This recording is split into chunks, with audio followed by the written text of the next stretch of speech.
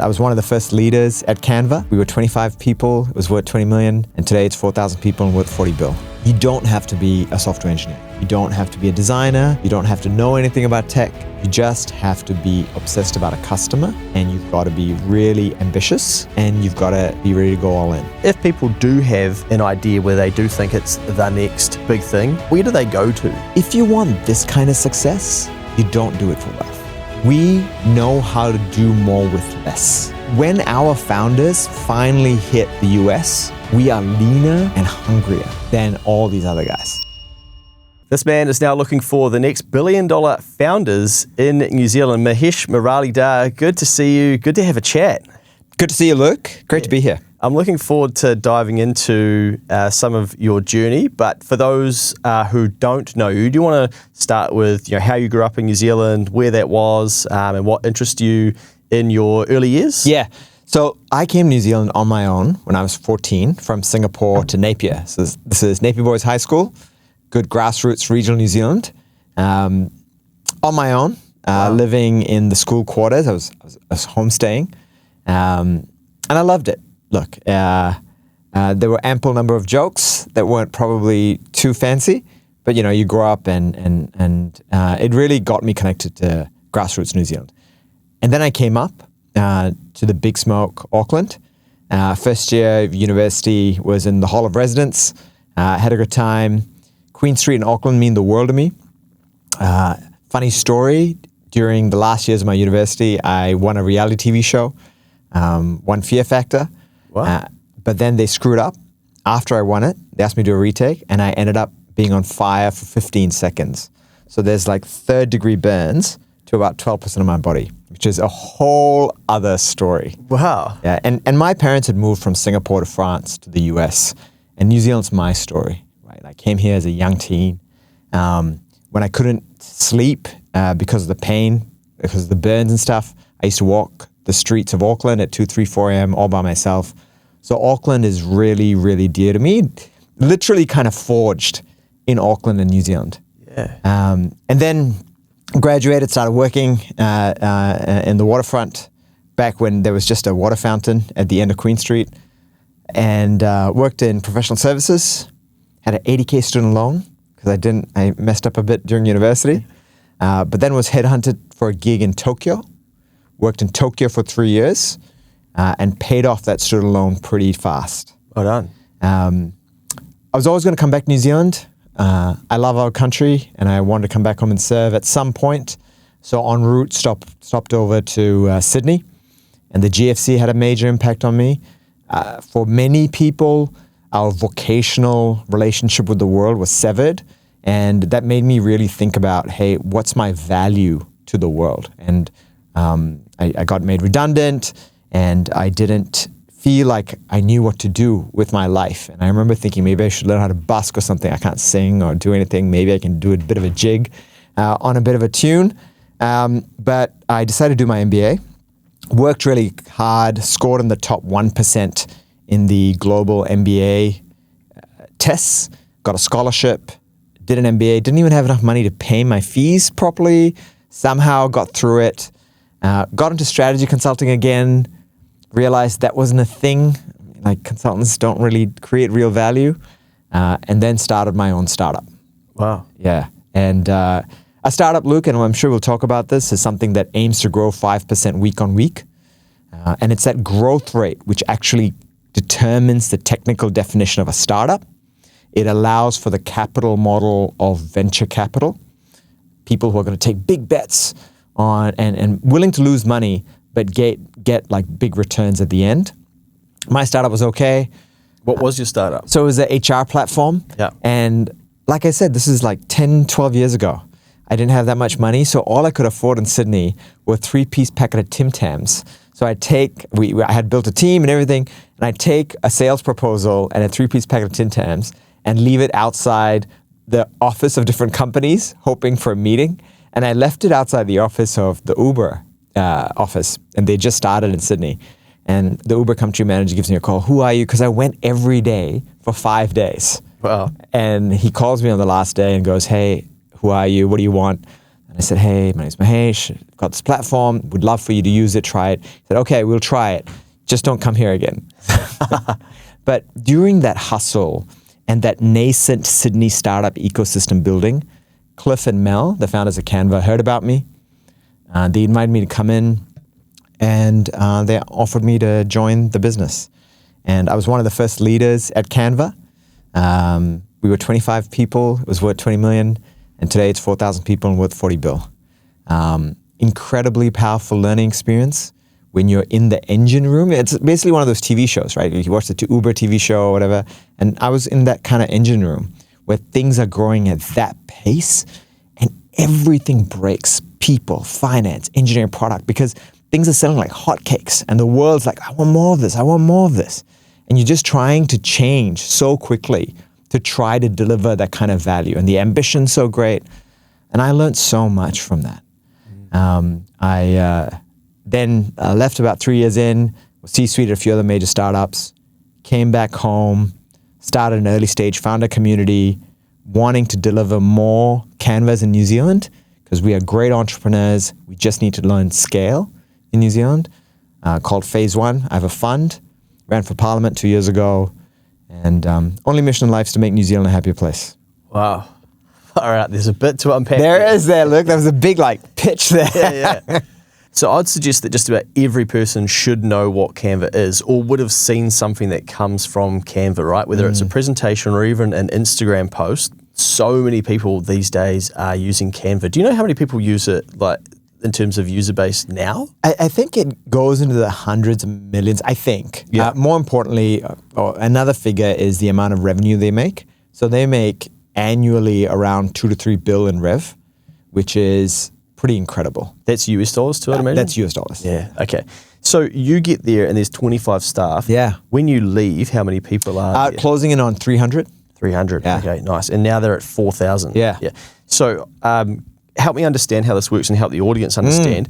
Your compensation in a startup like this is a base salary plus some shares, is that how That's it works? exactly right. And it's a good thing to talk about. So in a startup, right, and the important way to think about this is the maturity of the business. So Sony, Fonterra, they're mature businesses. They know what the value proposition is. They know what the customer is. The risk in a bank is low, right? So they have very clear cash flow. They know, hey, this is what the product we put out, service put out, money comes in, therefore we pay our employees this way. When you're an early stage startup looking to become a rocket ship, you're not making revenue. You're actually spending 1, 2, 3 years even trying to work out what exactly does the customer and market need and what is that perfect product that goes and sells like hotcakes. So then you don't have revenue to give. And whatever investment you've made, you need to keep investing that into the business. So what is the one main other thing you can compensate your team members? It's equity in the business. And that's fair, because if you have an immature business and you're trying to build something powerful, people have to go all in. You're working 9 days, 30 hours a day. Because you're trying to forge something powerful, make it a love product and then scale it, right? So the main pieces of compensation are salary and equity. And then of course you have fringe benefits and stuff, but those are the two main things. Yeah. Okay. We don't need to get into the specifics of how much, or Yeah. you tell us Yeah. as little or as much as you want. Yeah. But does that allow you, with how big Canva has become, to basically be set for life? Yeah, it does. So you could effectively not be here today, chilling, just doing, just hanging out. Yeah, I could be. And look, And is that because you sell down the shares, or like how does it work? yeah, sure. So Canva is still a private company. So Facebook is a public company. Uber is a public company. At one point, they listed on the IPO. And then if you have shares in the company as an employee, it's liquid, right? When you're a private company, the company decides usually when it wants to liquidate. And that's usually done in a secondary market, right? So there is a separate sort of ring fence that gets created within the company's own governance structure where it goes, hey, does somebody else want to purchase some of our equity? And then early employees, early investors can sell down. So for example, this is all public information. 2 years ago when Canva had, I think it's secondary sale, $2 billion went into the Sydney startup ecosystem. Not startup ecosystem, Sydney society, right? So that's early investors, early employees, and that's a powerful signal to society, right? Because it really moves the risk profile of society, right? They're like, wait a second, what just happened? Yeah, so help me understand that. So $2 billion worth of shares got sold down effectively. Correct. Those people received $2 billion and then go, now I'm going to deploy it into the economy, my life, clearing debt. That's exactly right. Something. Buying a house, whatever it is, Wow. right? And predominantly, I mean, I was one of maybe 2 or 3 Kiwis who were part of the early story. Predominantly, the people who had equity in Canva would have been in Sydney. And so majority of that capital would have gone into Sydney. And that's huge, right? Like that's multiple news stories. Yeah. And that's enough for Sydney commerce, business, society, not-for-profits, everyone to notice, hey, wait a second, what's happening here? And then you start to trust that this whole mechanism is a thing. And New Zealand, unfortunately, hasn't had that yet. We're getting there.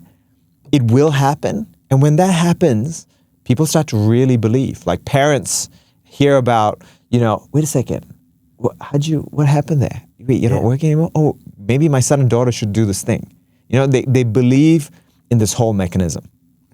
I almost sense that Kiwi people, we don't see this, so then we don't really believe that wealth can be created from nothing. But if we step through this, basically it's Cliff and Mel. Correct. Right? Yeah. So they have an idea. Yeah. And then they turn it into billions of dollars of wealth. Yeah.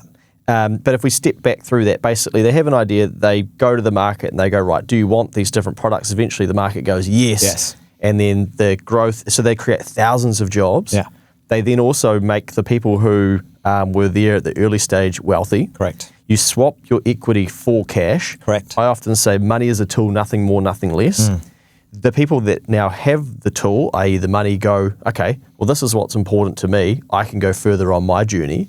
And then somebody like yourself goes, well, I actually care about this and I want to replicate this and see more of this happening in New Zealand. That's exactly right. Yeah. That's exactly right. There's a couple of things there. So first thing, I prefer not to talk about ideas because everyone's got ideas. Yeah. What you actually need to focus on is a customer. So Cliff and Mel became very clear about a customer, a problem, and a market because you can solve for that. You can solve for a customer, a problem, and a market. So they did that. Then they grinded, right? No, not many people know this. Before Canva became into a thing, there was a business called Fusion Books, which was designed for high school yearbooks. Cliff and Mel, 3 to 4 years before Canva, had started that in a small little apartment in Perth and were already generating $2 million in revenue. So they were learning how to do this thing. Like I was an MBA student at 31, 32, meeting Mel, 23. And initially, the first time you meet someone younger and you're like, oh, okay, I know a lot. It took me about 2 weeks to go, holy cow, these are Olympic athletes in commerce because they'd been in the battlefield learning and growing. So that's one thing. The other thing is, if you want this kind of success, you don't do it for wealth. Yeah. You don't, because you cannot. It is rough. Like you have to go through so much to build something so powerful. And you have to have some sort of abstract goal in regards to changing the world and making it a better place. Because if you want to become wealthy, there are ways to generate $5 million worth of income, $10 million worth of income, which are a lot less complex. But this kind of scale, you have to have a deep sort of irrational story inside of yourself, like Richie McCaw had for being the greatest All Black. And then you've got to really double down on that. And I think most people probably aren't capable of that, right? They choose not to, right? It's your own personal story. And I think this is really important.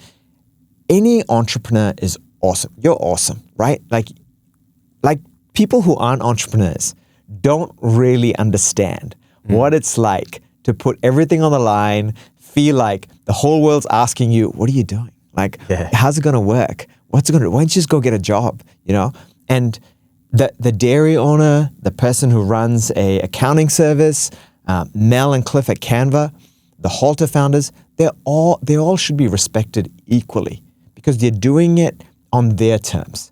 What's an issue is if you actually want something bigger and you operate this way, or if your risk profile is smaller and then you say you want to go build Canva, right? You should understand your risk profile and then execute accordingly.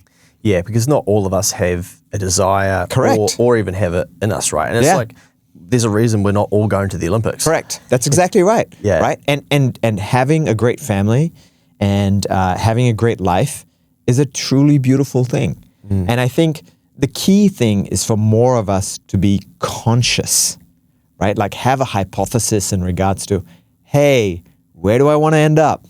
And therefore that probably needs this kind of story.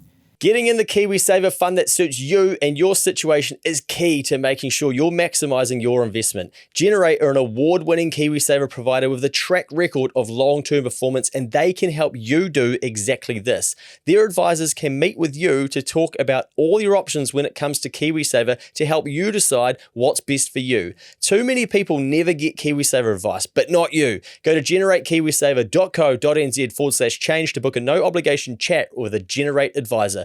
A copy of the product disclosure statement is available at generatekiwisaver.co.nz. The issuer of the scheme is Generate Investment Management Limited, and of course, past performance does not guarantee future returns. It's an interesting thing, Luke. I've never had this issue, and it's one of the first things I asked all my founders, hey, what's your story at the end of all of this? And I've realized a lot of people struggle with this. Yeah. And I think it's because if you put it out there, what if you don't get it, right? But then the danger is if you don't ever put it out there, you start putting one step after the other, you could end up in some point of the map over here when actually you wanted to be over here, right? So I think it's better to be conscious about, hey, this is kind of where I want to end up. It's funny because I was actually thinking about this last night. The beautiful thing that happens when you do put it out there and you do break the barrier of, okay, maybe I do fail, but maybe I don't. And maybe I decide I don't want that anymore. But when you do put what it is out there to the universe or to the world or to people, every now and then someone goes I heard you talking about that 3 months ago and hey, I know this person, you should speak to them. And people actually do want to help you achieve your goals. 100%. Yeah. I truly believe that people generally want people to win, that the world operates in a non-zero-sum game, as in everybody's winning. As in, it's not a I win, you lose situation. The world has to be everybody wins. Of course, there are many, many contexts where one person has to win, one person has to lose. But overall, we've all got to be winning for all of us to get along and get better off and keep moving forward. Well, speaking of thesis and goals and things like that, what drives you to go, I'm going to take my tool, then I'm going to come back to New Zealand, I'm going to help some of these people and create more? Because you could easily go epic, beamer, batch, boat, done, boring. But, that's the Kiwi dream. You could have a freehold property, etc., and just go, right, I coast to get depressed and die or whatever, right? But there's obviously something inside you that goes, okay, let's put this capital to work. Yeah, thanks for asking. When I was really young, I saw, as all kids do, right? We all see emotional things, whether it's on TV or whatever, and we get affected by it, right? And so you see pain and you see, challenges in the world. And so I asked my dad, hey, what am I supposed to achieve? Why'd you have me? What's the point, right? You decided to have a son and a daughter. I've got a younger sister. What was the goal out of this? And he's a very goal-oriented man. He's a quality engineer. So you got to have some logic here. Yeah. And he said, your goal, after grumbling for a while, he said, your goal is to leave the world better than I have. Okay, cool, got it. That's good. I can deal with that. And early on in my years in Singapore, I used to go back to India all the time. And I saw kids who looked like me break rocks for a living, right? And India's really growing in power, but still it has rampant poverty. And I come from a lower mid socioeconomic background. So my mum made sure I had a deep appreciation for gratitude. So I know that there are millions and millions and millions of people who are far worse off than me on my worst day, right? So I owe it to them to keep going. And when I came to New Zealand gave me so much space to fail, fall, to learn. I was able to play second 11 football before trying to make it to the first. On my second week, I was the school lead for my school musical, and so many things, right? And that freedom was awesome. New Zealand's freaking awesome, and like I love this country, and we have so much going for it, and we're trying to be good people. And if I have the opportunity to contribute and make the country better because I've learned a bunch of stuff, I owe it to New Zealand, right? And I do admit I want this chapter to close, so I have some clear targets that I want to, because you can't keep going, you know? Right? So I have some clear goals that I'd like to help New Zealand achieve. And then I'd love to like just go to St. Heliers library and read books to kids and just chill out for a bit. Yeah, that's a good library. When I was first coming up on my entrepreneurial journey, I couldn't afford an office, so I would go and visit all of the different Auckland libraries and work out of them. Yeah, it is a good library. It's old school. Yeah. I tell you, the Takapuna one has a great view as well. Oh, is that right? Okay, yeah. So you're then trying to find, is it 10? Is that the number of basically billion-dollar businesses that you can help these founders learn the basics to help them scale up and go on their journey? So that's what I did for the last 4 or 5 years since I've come back home. I'm not doing it as much as I used to because, like I said, it's important to draw like scope projects out. So when I came back home for free in a living room, I used to just give free strategic advice to startup founders. I didn't connect to the New Zealand startup ecosystem directly. I just started doing my own thing. And I was actually living with Mark McLeod-Smith, who's the COO at Halter. And he'd see all these young people coming into our living room and sitting on a beanbag and on a whiteboard, and I'd like tell them how the world works in regards to building startups. And he'd say, hey, the kids are here again. And I would keep telling him, one day you could end up working for these kids. And it's awesome, man. Like that mahi that I put in, we have that community. I met like hundreds of founders, right? And we then raised a fund and we invested into 14 Kiwi founders, of which 85% of that group have now raised global investment. Wow. Which is an incredible conversion rate. Like to have like that kind of incubating like support system, and then 85% of them go on to raise global investment is extremely unusual. And I'd imagine they're not going to raise money unless they've done the hard yards to prove that they deserve the money. Correct. So just be like anyone going to the bank trying to get a loan. That's These exactly people right. are going to private investors saying, I'm pretty clear on my customer. I'm pretty clear on the problem we solve. We just need some petrol to like get this rocket flying. Yeah, and this is one thing that a lot of people, and this is something I've learned as well. It's been a beautiful journey for me to walk alongside these founders. The first 2 to 3 funding rounds, Luke, are actually irrational, right? It's not an accounting service business, right? You know how this works. If you're trying to build Canva and Mel, and even though she's got something going prior, how do I like? What am I basing this decision on? So there's a few things that you need to showcase for this type of venture investor to believe that you're the kind of person that's going to go all in. So then we help them nurture that so that then they can get that investment and go. So you talk about it being kids. Do you see people later on in life going, "Oh, I could do this," or is it mostly younger people because they're willing to take more risk or understanding technology differently? What do you see out there? Yeah, you definitely can, but part of trying to go on this kind of journey requires a sense of naivety, right? Like, I'm going to be able to do all of this, and also requires a disproportionate effort, right? So it requires generally probably minimum six days a week, right? Minimum. Now, an expert operator, someone who's been around the traps, who knows, okay, now I focus on this problem, now I focus on this problem, can probably do it with less time. But most people are just learning, right? Like the first 2 to 3 years, you're just learning. So the older you are, the more attachments you have, and usually you have a few more constraints. So that's the issue. But if you can manage all of that, then everything's on. Yeah, I guess we naturally, when we're younger, we're willing to take more risk, right? Correct. We think we're bulletproof. We don't have mortgages, children, responsibilities. That's right. Yeah. That's and right. I guess we get to an age in our life too where we start to feel like we have things. Then we don't want to take risks because we don't want to lose them. That's exactly right. Yeah. Right? Like, I mean, look, I have seen the journey of some of these founders. And just to be a bit technical, if you're trying to build Uber, which is a B2C platform, a consumer platform, or Airbnb, or something else that touches the consumer, right? That is a business. 70% of global GDP is consumer. 30% of global GDP is business, right?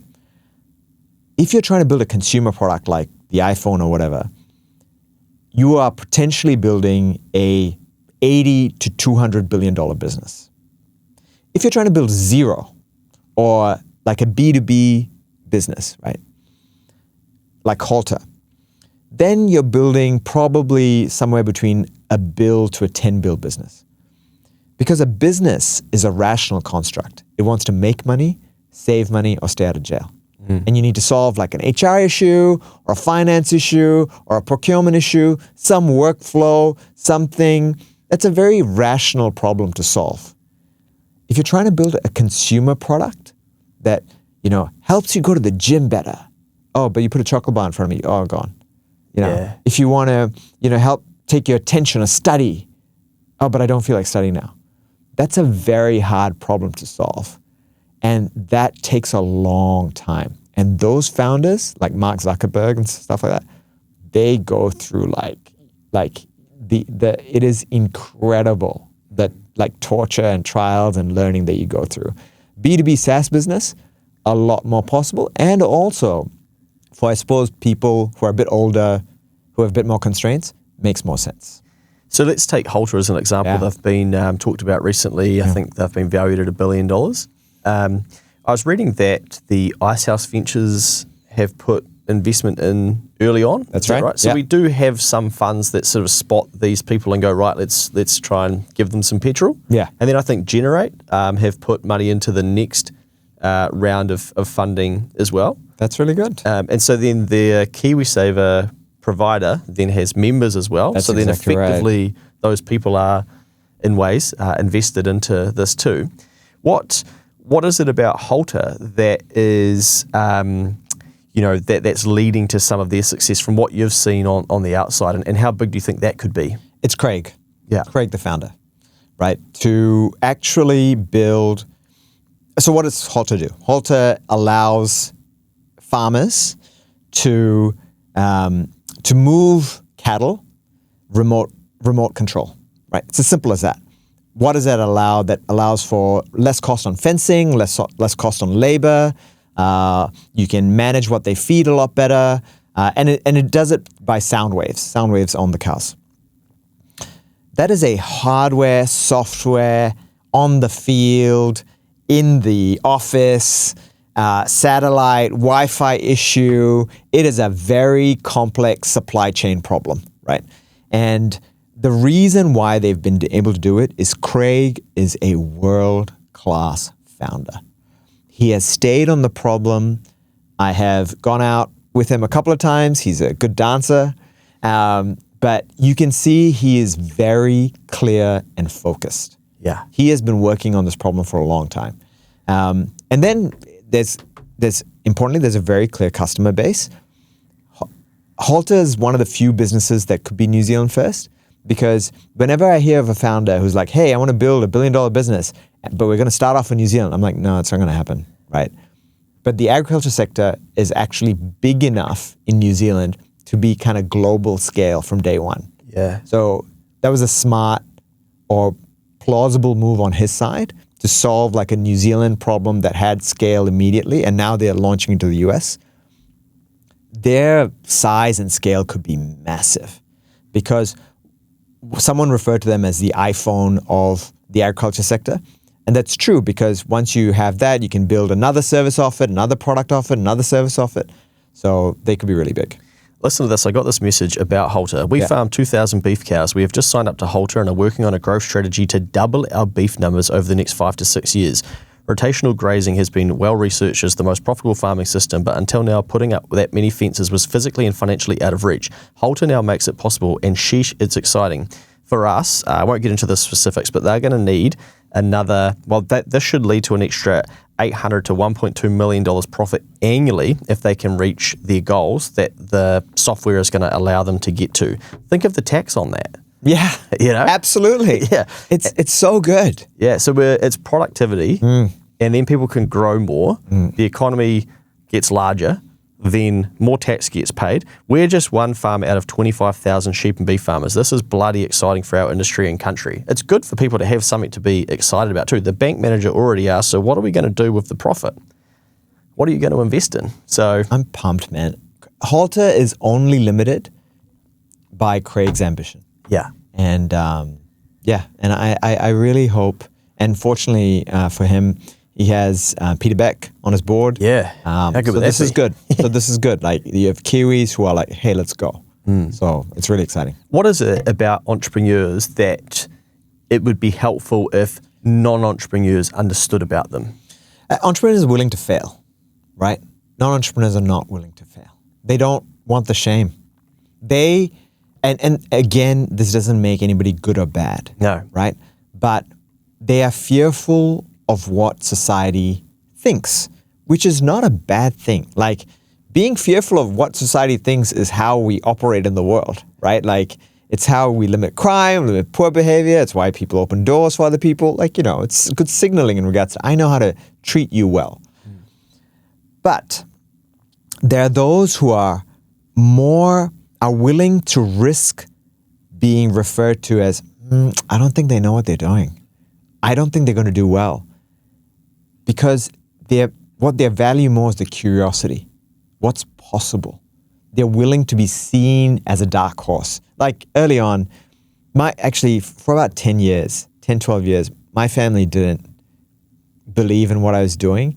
And they kept thinking that I was just making a lot of bad career decisions. And they're proud of what I've been able to achieve, and incredibly now my sister works in a startup. She's American, right? My family moved to America. Incredibly, she's joined a Kiwi startup. It's a crazy story. And I was speaking to her, and I said, "Hey, you know, you guys were really concerned about how I was going to go and how things were. I did okay." And she's like, "Yeah, we just didn't understand. We didn't understand these dots, and we didn't understand that there was this game. And you went all in, and good on you. And you uncovered something which has now made it more accessible for more of us." And this is what I hope for more Kiwis, right?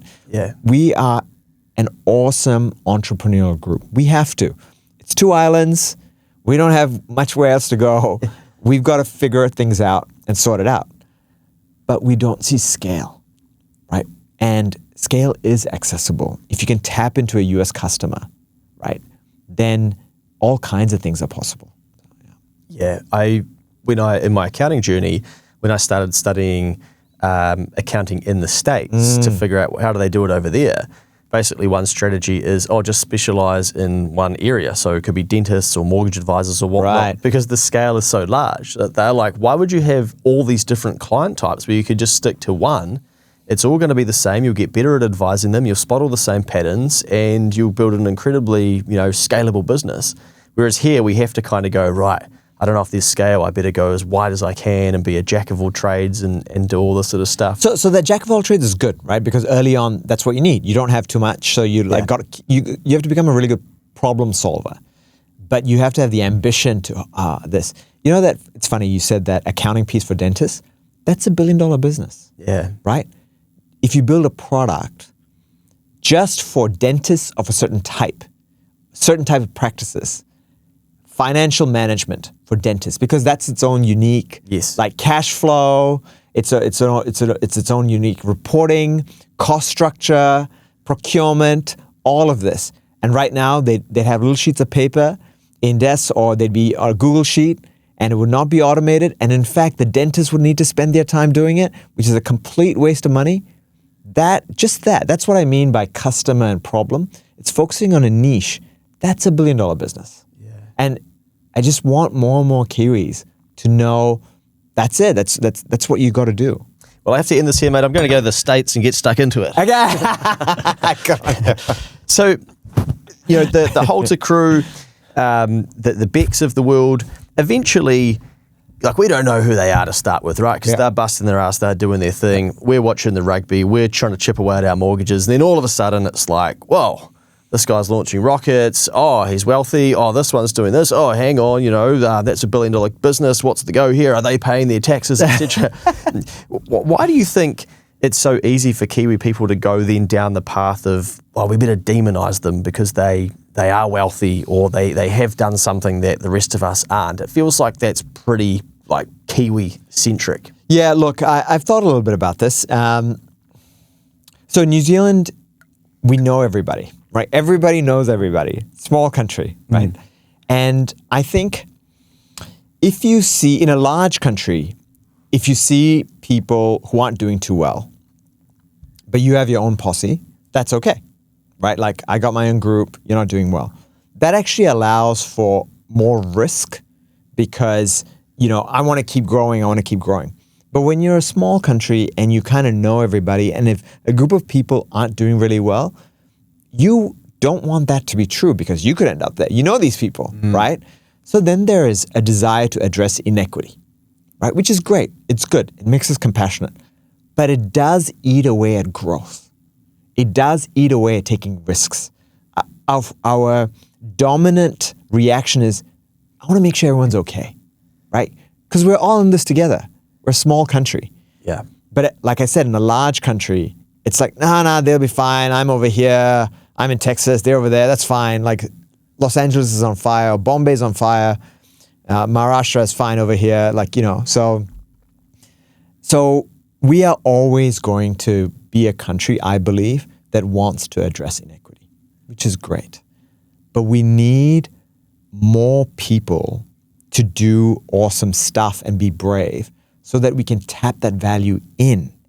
Because right now, the country does not have enough money and not enough value for it to deliver on the imagination that we have of ourselves. We think we're Denmark. Yeah. Our education system should be this way. Our healthcare system should be this way.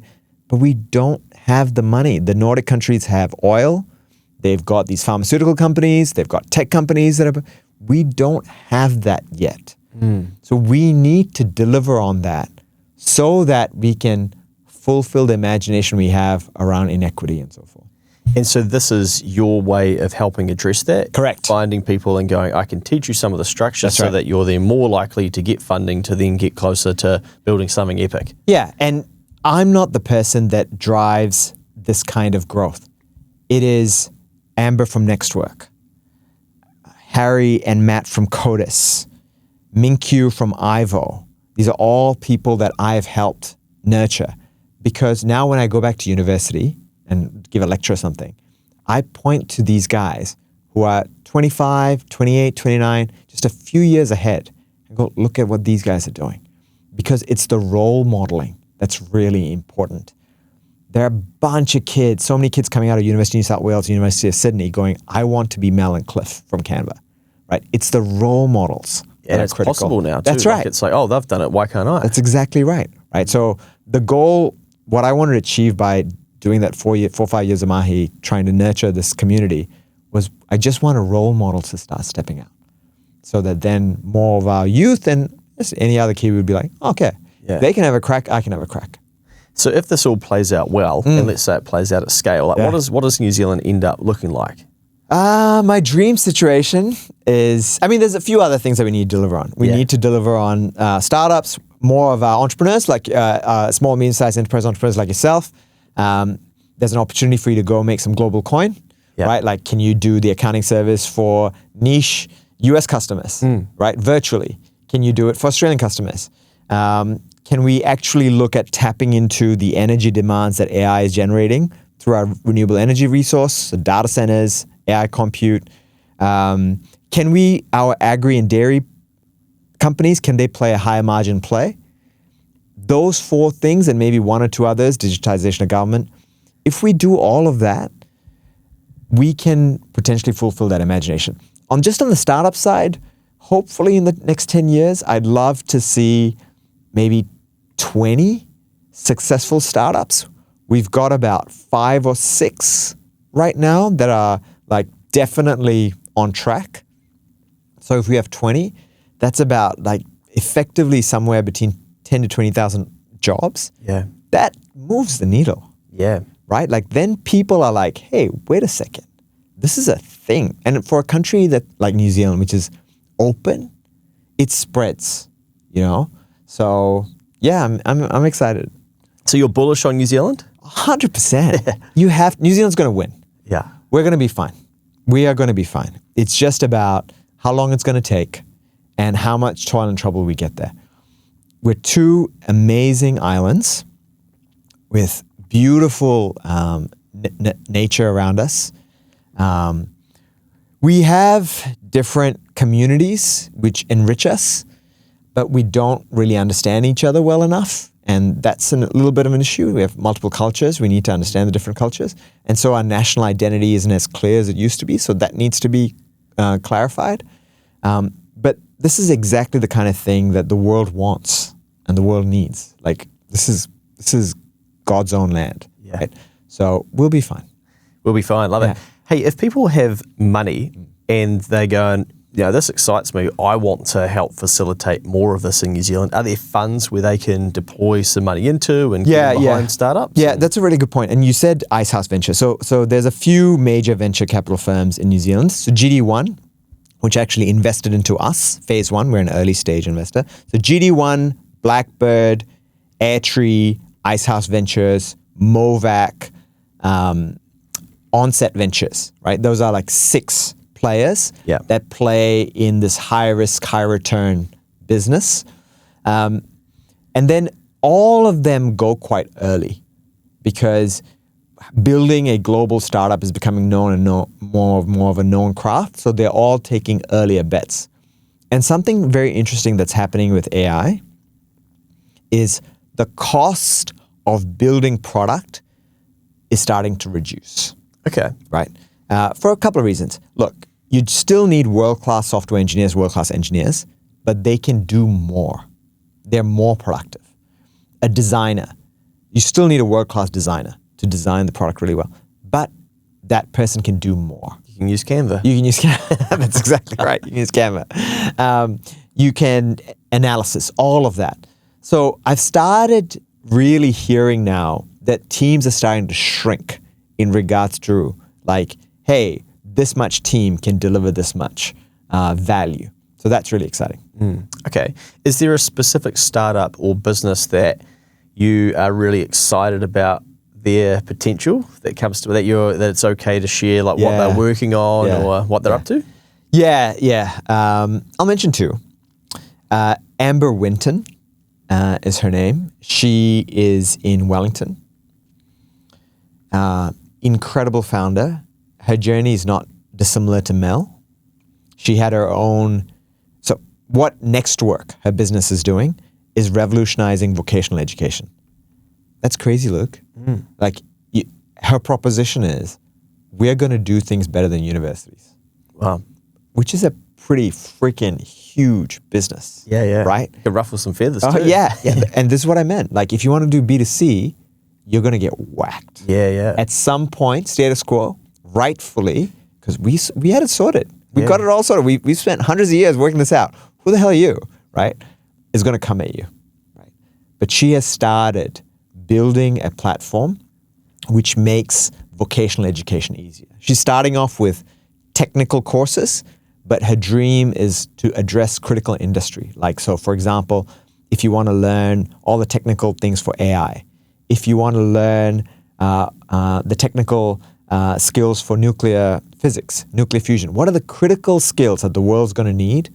Nextwork is going to be the platform, the one platform, which is an incredible vision, right? This young Kiwi woman having a crack, and she's been on this journey for like 4 or 5 years, and I've seen all the trials and tribulations she's gone. So that's one. Another one is Minkyu Jung, who's based in San Francisco right now. He has built a business called Ivo.ai. It is fast becoming the number one tool for internal legal teams to manage contracts, manage process, redlining, all of that. And again, 2 founders, and I love all of Phase 1 founders. They're all going to go really well. My prediction is 6 unicorns are going to come from there. Yeah. So we'll see. He's doing really well too. Awesome. Yeah. So what's on the other side of Phase 1 for you? Like, what's the next chapter or block of work for you? Yeah, look, so I ran for Parliament 2 years ago. I'm pretty sure I voted for you. I think Auckland Central. Right? I hope so, Luke. I hope so. I'll probably put my hand up again to serve the country. I understand the political process and the political environment a lot more. It's been a wonderful learning experience. It's helped me understand, reconnect to New Zealand again. So I'll put my hand up, and if I get the chance to serve the country, then serve the country.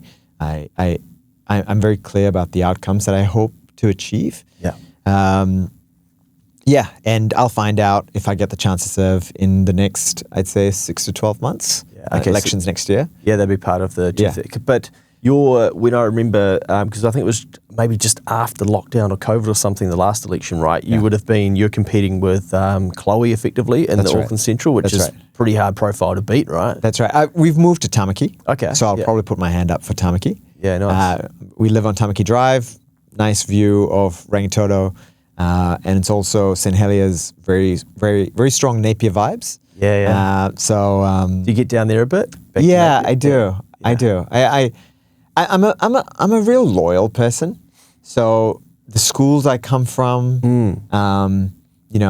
the places I've been to, like Kebabs on Queen, and back in the day, there used to be this pizza joint on Queen Street called Pizza, and O'Rourke Hall of Residence, and all of that. These things mean a lot to me. So Napier Boys High School means a lot to me. Yeah, nice. What year did you finish up there? I got out of Napier Boys 97. No, 99. 99, okay. 99, yeah. And what brought you to New Zealand from Singapore on your own? I didn't get to ask that at the front end. Yeah, so that's brave and bold, right? Yeah. Right. Yeah. So there was this, under Bolger, there was this program to connect better with Southeast Asian countries. It's called Colombo Project. I found this out recently. So the Ministry of Education came to Singapore, did a roadshow, and a whole bunch of high schools came out.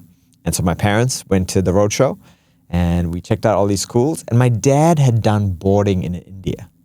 And he said, this is how young men grow up. If you want to go, go. It took me a few hours. Because for me, the freedom, the desire to learn and grow, Singapore's a wonderful country, but it's a bit claustrophobic. 60K by 40K, you just need to listen to stuff and just, do what you're told in a way, right? That opportunity, I saw the fields, I saw like multiple sports teams, and it was just exciting. So I was like, yeah, let's go. And that's how I ended up in Napier. Yeah, you fall in love. Yeah. Have your family come for a look at New Zealand? Yeah. Look, for the first time in 25 years, they came at the beginning of this year. And it was really cool, actually. Like my dad, fathers and sons, right? We've had our tough times and we didn't speak for a few years. He talked about how he dropped me off in Napier and then he drove up to Auckland and he was catching the flight the next day, but he drove back again on the day to come see me one more time. Yeah. It was emotional for me to hear like a 70-year-old man talk about how he like cried on the way drive back to. So it was a really big call on their side, right? To let their like 14-year-old son go. But good on him. It turned out okay. Yeah. One day you'll be the Prime Minister of the country. I just want to make sure things are even better in New Zealand. Yeah, good on you. Well, you'll be helping these next billion-dollar founders build things out as well. Yeah. Hey, back to that wealth conversation. Do you think New Zealand's mindset around wealth is still too conservative? And is that scale piece, do you think? Yeah, it definitely is too conservative. Unfortunately, and I funny story, I've never bought a house before. You know, I don't own a home yet. My wife does. It's blasphemy in New Zealand. Yeah, I know, right? I know. And I won't. I'll buy one house. Yeah. That's good for me because I want to keep investing into, value add things, right? But I got into a meeting recently about commercial property investment, which I'm more okay with, right? Because I'm like, okay, at least somebody else is going to use it and then create value. I was like, man, these mechanics work. Like the math on this is great. Yeah. And I could see how once you're taught this is like, why would I take any other risk? Yes. Like this makes total sense, Yeah. right? So more of us need to adopt a higher risk profile. Yeah. And more of us need to see that win because this lower mid-risk return piece, which totally is fine, is extremely seductive. Yes. Right? Extremely seductive. And then it prevents the country from playing that higher, bigger game, which the world kind of knows now. Like this isn't rocket science. It literally isn't. Like building a love digital product and going for gold. And we need to know that we can do this. So yeah, that risk profile has to change. So as Halter, as Nextwork, as Kiki, as Code, as all these guys start becoming successful, hopefully more of us will be like, yeah, let's go do something. Yeah, or even if someone puts some money into a fund, right, and That's then right. they 10x it, 20x Yeah. it. Yeah, of course, there's always risk with all sorts of investments, especially in this space, right? But as we get more stories of wealth getting created that way, I think there'll be people going, oh, okay, maybe I don't need to go, right, rental. Well, better just protect the rentals. Actually, there's another way for us to learn this. There's a lot of Kiwis doing well overseas in tech companies. So Bowen Pan recently came back home. He was the guy who started Facebook Marketplace. This is like, it's a Kiwi who started Facebook Marketplace, right? And he's on the board of NZME. There's another Kiwi who started, his name's Jay, who was one of the first engineers on the Android operating system. That's nuts, right? And we don't know how to talk to our diaspora. We don't know, they don't know how to talk to us because we're focused on the kings and queens in New Zealand and like, hey, these people are doing cool stuff. When we have so many Kiwis, 20% of our population's overseas. Yeah. Right? We need to create a very clear, loud pathway in regards to, hey, you're one of us. What did you learn? Come share it with us. And we want to learn. That humility to go out and look and ask, and they want to give back. So that channel needs to be created. It's interesting. I did a podcast with Professor Paul Spoonley. I don't know if you've ever come across Paul, but he was talking about how the same sort of thing and the statistics around Kiwi overseas. And he said something like, if all of the Kiwi people that are currently, the diaspora are currently like back in New Zealand would have one of the smartest countries in the world, imagine how powerful it would be. And yeah, just the amount of clever people that he bumps into whilst on his travels and what they're working on and whatnot. And I do think you're right. We lose touch with those people and there's not a really good channel to storytell what Kiwi people have left New Zealand to work on and what one day the skills they'll bring back, plus the capital hopefully too. Yeah, 100%. Christopher Luxon's talked about creating a minister of the diaspora. It'd be great to see that come true because you do need like a champion, right? You know, go to Sydney, go to London, go to New York, go to LA and go, hey guys, this is what's happening in New Zealand. And by the way, what's happening with you? And like coming back home and speaking to reporters and New Zealand Herald and going, hey, this is the Kiwi diaspora and making that like a new cultural thing. Yeah. That's pretty crazy. So I'd say most people would have used Facebook Marketplace. Yeah. Bowen's awesome. Yeah. Bowen's seen some stuff. Bowen? Yeah. I think I saw an interview of him recently. We have to flesh him out. Maybe we'll get him on the pod. Yeah. He'll come on the pod. Yeah, brilliant. Okay. What unique advantages does New Zealand have when it comes to building and scaling tech companies? So we're entrepreneurial. Yeah. We're like Singapore has really struggled to become a powerful source of great entrepreneurs because they don't want to make mistakes. We're okay making mistakes. Whether you look at the America's Cup, we've always been innovative. When you look at the All Blacks, we've been innovative. And so many areas, we know how to do more with less. Yeah, that's a good way to put it. So when our founders finally hit like the US, we are leaner and hungrier than all these other guys. So it's straight Flight of the Conchords kind of stuff, right? Yeah. So that's one huge thing. also culturally, we're safe to the world. You know, the world does not have a problem with a Kiwi sitting on the other side of the table or on the bar. There's not huge complications in regards to, I don't know you. Oh yeah, you're a safe country, you're a cool country, like this, like Switzerland, and you know, you speak English, and oh my, yeah, sure. So then ease of like trade and understanding and getting into a room, super fast. I think those two things really stand out. And do you think New Zealand has enough support for startups, or are we still like way off the pace of what we could be doing to? I think it's not support. I don't think we talk about it. I don't think we champion it enough. At the end of the day, you know this, an entrepreneur lives and grows based on their own efforts and wit, right? It's not about, hey, I got this rebate or that. Those things are useful and valuable, but find a customer and I'll sort it out. But we need more championing.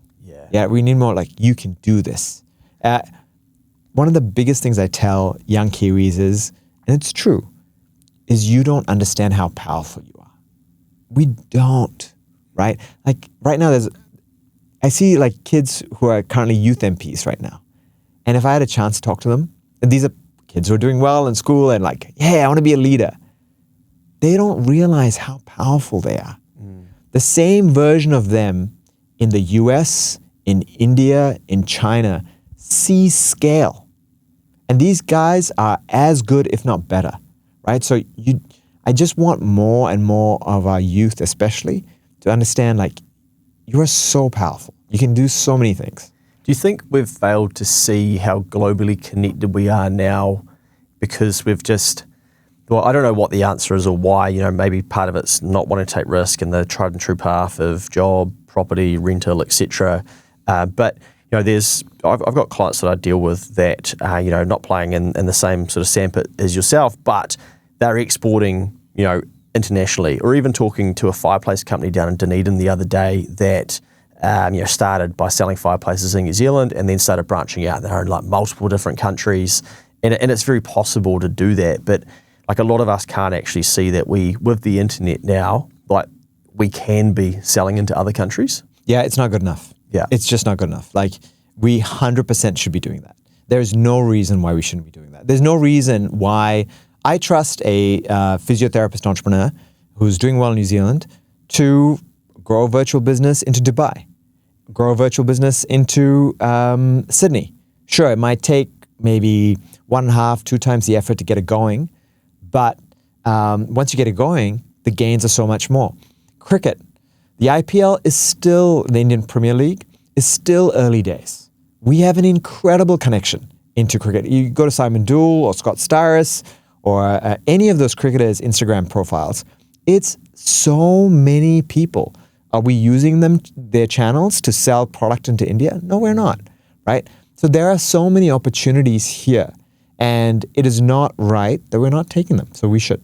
Nice. All right. There's a whole heap of GDP growth that we're sitting on. That's exactly right. Yeah, we just need to unlock it. Yeah. Okay. I'm really hoping that from this conversation that we can, you know, get people thinking about, you know, what it is that you've done and actually start to maybe ask and send me some questions so that we can come back and do a part 2 or like go a bit deeper into what people have started thinking about by listening to this, because I think you've got such a unique journey and skill set that, you know, just like what you're talking about, more people need to hear what is actually possible and your story. Because I think there'll be people listening that are going, well, I've got an idea, or I want to do something, you know, what are my next steps? But if people do have an idea where they do think it's the next, you know, big thing, etc., and they're not just like, oh, we've shooted the shit over a couple of beers down at the pub, and they're actually like wanting to get in the trenches, where do they go to?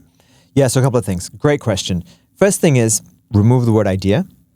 What I look for is customer obsession. You know this with your business. Mm-hmm. What you want from your team is not just, who's the customer? Do you know the customer? Do you know their problems?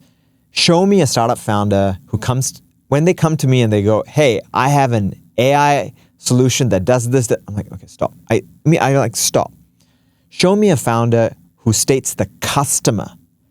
It is the construction manager for small, medium-sized hospitals that has an issue with safety and governance, that has a specific issue around workflow and checking off this tick list. Okay, now I'm speaking to somebody who has the chance to build a love product. Yeah. So first thing, I want to see customer obsession. Places you can go on YouTube. There is a How to Start a Startup series by Stanford that not enough people go and check. It's like the OG of startup literature. It's called How to Start a Startup. And Stanford. And it's like, free on YouTube. It's free on YouTube, right? Yeah. And like Mark Zuckerberg, and these are guys when they were like 10 years ago, they're coming and talking and telling, hey, this is what I did and this is how I did it. Sam Altman's the main coordinator in that, and it has like 300,000 views. It just confuses me all the time. and there's a guy called Paul Graham who is the guy who created Y Combinator, which is the thing which helped nurture Dropbox and Airbnb, DoorDash, all of these. He has a bunch of essays. So it's a Paul Graham essays. Read those two things. And the last thing I'd suggest is go on YouTube and watch a documentary called The New Hustle. It's the Melanie Perkins Canva story. I've got like a 2-second like cameo. Yeah, nice. Yeah.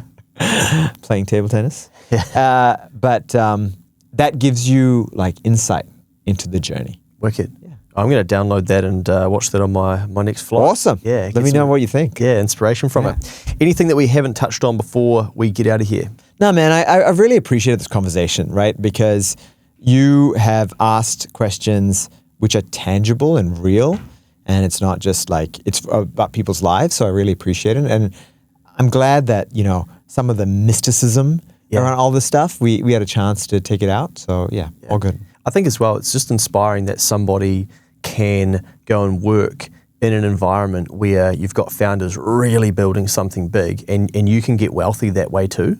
You know, it's another way that someone's been able to build wealth that's not the traditional sort of, you know, like ones that we talk about or see on social media. Yeah, and funny thing with tech, there's enough research on this.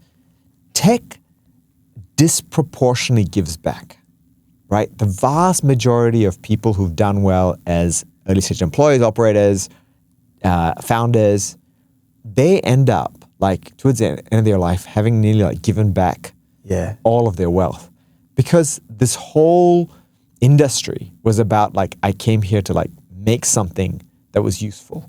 So culturally, the whole piece is around like, oh, let's give back, which is a good thing. And also, I think with tech, what I love about it is that, like, I don't think I'm a tech person. I don't have it in. Maybe if I did a decade of mahi and figured it out, I'd probably have some things. But, you know, I wrote an example a couple of years ago where it was like Rod Jury and Xero. Like Xero completely changed my life. And if it wasn't for Rod and the team who put Xero together, I probably wouldn't be sitting here doing what I'm doing. Like when I first started in accounting, I would get a physical bank statement and I would be typing it in. And it might take me an hour to put in, you know, a national bank bloody PDF transactions and try and get it all right, and it wouldn't be balancing. And now I look at, you know, I can dive into live data and go like, hey, you know, what's going on here? This is slipping, margins dropping, we need to fix this. Hey, we need to chase that person, they haven't paid. And that I get to do that because somebody's gone before me and gone, I reckon I can solve this problem. And I benefit from that. And I think it's really easy for us to forget that we're actually all benefactors as such of these tech people that go and bust ass. You know, I used Uber on the weekend, for instance. If somebody didn't, like how many of us have said, oh, I had Uber as an idea once. It's like, yeah, of course you did. But we didn't do anything about it. But we all benefit from these people who do make the world and our lives better. Yeah, I can't stress this enough. By the way, if you don't have to be a software engineer. You don't have to be a designer. You don't have to know anything about tech. You just have to be obsessed about a customer, and you've got to be really ambitious, and you've got to be ready to go all in, right? And the first 2 years suck. Yeah. Right? Because you have no clue. It's a windy road. You don't know if you're winning. But once you have a clear idea of the customer, the problem, you kind of know this venture capital game. You've had some tough lessons around people. Okay. Now you're playing. And I think it's like even with a small business or business in general, that's the journey you end up going through, because, you know, for me, early days, I quit my job and I kind of like full of, oh, we can do this. couple of Facebook Lives and we should pick up a heap of clients. People are like, oh, cool, man, you started an accounting practice. Like, all the best with that. I'm like, what do you mean all the best? Where's the like referrals or something? And then you start going on this journey of what do people actually need? Oh, they hate tax surprises. Oh, they hate this. Yeah. Okay, let's market about that. Let's, you know, what does the customer want? And, you know, go and research what other accounting firms are doing. I'm like, that looks like you're doing it because you want to do it as a firm. Yeah. Well, let's do this because the customer's actually asking for this. And I think it's a very similar journey that the entrepreneur goes on. The people in the tech space and the people you're dealing with are just doing it at massive scale. Correct. And something you touched on there, in product land, the more niche you go, the better. Because a product, unlike a service, can't have a conversation with a customer. It's got to solve the problem. Yeah, gotcha. Right? So initially you want to go hyper niche, like that dentist of that size company, of those kind of things. You could have the like dentist that's just 3 people, or the branches, or the very large dental hospital, right? One of those niches, one of those personas, you go hard, solve a very specific problem for them, earns you the right to solve more problems for the same customer, or the same problem for more customers. So the journey for Halter is to go from beef, then to lamb, then I don't know, maybe horses, then maybe initially it was to reduce cost around labor, maybe it's reducing costs around supply chain, but you got to nail that first product. And to do that, you just go hyper niche. Yeah. What I like about them too, we keep talking, but is that it makes land more productive. So then all of a sudden, the farmer who owns the land, who is too scared to farm on that piece because it's close to the river or whatnot, can get access to it. Or can be accessing the data live, real time, like I can in the accounting space. So that's exactly right. We could probably talk for hours, and I'm sure we'll have another catch up at some stage. But Mahesh, if people want to find you, what's the best way to get in contact with you, not with their ideas? I mean, follow me on my Instagram, which is Mahesh, mahesh.akl. I post a lot there. I'll put a link to your Instagram in the show notes as well. Yeah, and they can drop me an email to Mahesh at phase1, PHASEONE.ventures. It's getting a little bit harder and harder to get my time, mainly because I'm focused on community and like on the Tamaki community. I'm a community patroller. I go to like help out at Glendowie College and Tamaki College and stuff like that. So, but yeah, if you get a hold of me, I'm always keen to like hear founder stories. Yeah, good on you, mate. You're doing good things, and you obviously really care about seeing people succeed and the country succeed as well, which is rare, and I think we need more of it in New Zealand. Thank you, Luke. I appreciate that.